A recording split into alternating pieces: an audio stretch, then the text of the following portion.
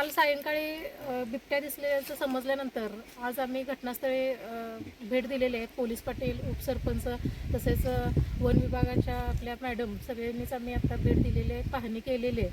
तर त्याच्या ठस्यांचे फोटो वगैरे घेतलेले आहेत. तर त्याच्या पद्धतीनं त्याची माहिती घेतली जाईल, कुठला प्राणी हे पण पाहिलं जाईल.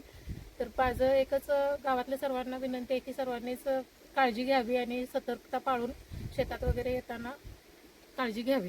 आता काय एकटे सोडू नका. 5 ते 6 वाजल्याच्या नंतर गाणी वगैरे लावा. शेतात जर यायचं असेल शक्यतो टाळाच शेतात येणं, पण यायचं असेल तर काठीला घुंगरू बांधा.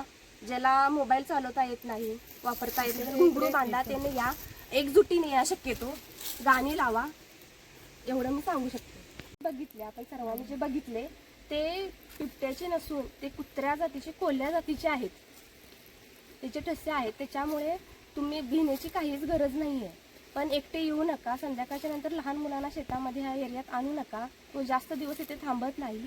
त्याला खायला वगैरे मिळालं नाही तर तो स्थलांतरण करतो आणि त्याला पकडणं हा मार्ग नाही आहे. ह्याच्यामध्ये आपण दक्षता घेतली पाहिजे. इथं